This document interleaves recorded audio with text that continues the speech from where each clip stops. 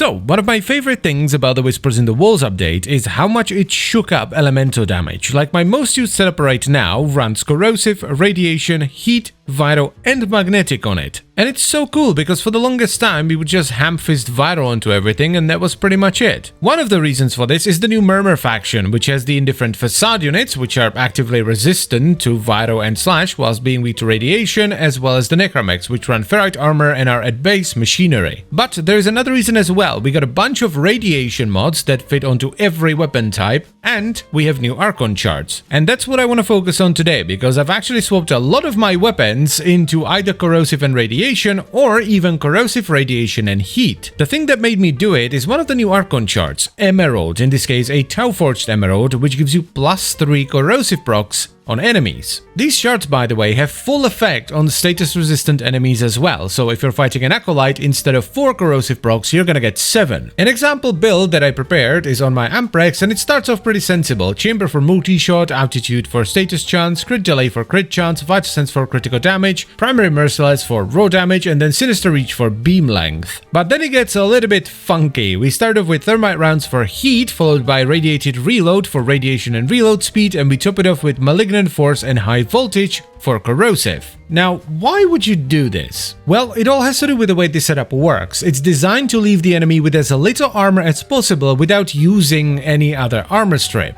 We strip 98% with corrosive and then additional 1% with heat, so they're left with 1% of their armor. And because of the way the enemy armor works, we get 75% more damage and ignore 75% of the enemy's armor with corrosive on ferrite armored units and with radiation on alloy armored units. So basically, our corrosive damage does 75% more damage to units with ferrite armor whilst only being mitigated by 0.25% of their armor, and the same thing happens with our radiation damage against units with alloy armor. We get a 75% damage bonus whilst only being mitigated by 0.25% of their armor, making this a really good genetic anti-armor setup. Now, is this better than stripping the enemy completely and then slamming them with big vital and slash? No.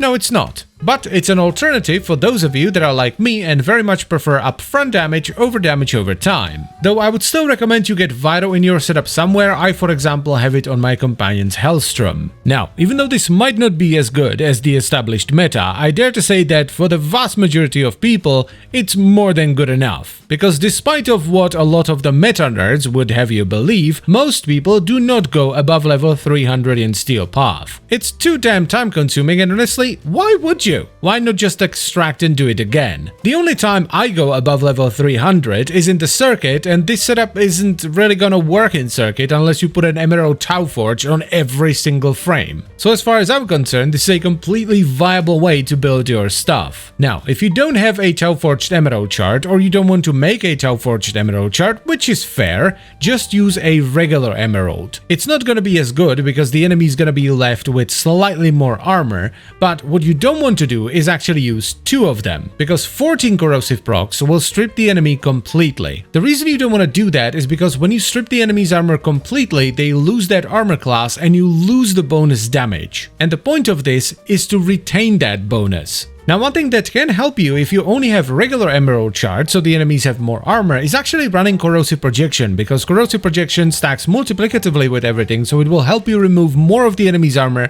without stripping it completely. Honestly, the thing I like about this the most is that it's something different but familiar. It gives the weapons a bit of an old school feeling, because back in the day, corrosive and heat or corrosive and cold was the way to go. It's just nice to use something different for a little bit, because ham-fisting vital and damage over time onto every weapon gets boring very quickly. It's the reason why I love the new Grimoire. It's not the best, but it's something different. But anyway, that's pretty much it for the video, so I thank you very much for watching. As always guys, I hope you've enjoyed the video and you will give this setup a shot, because it's really fun. And I would also like to extend a special thank you to all the channel members. Thank you very much guys, I really appreciate your support, it means a lot.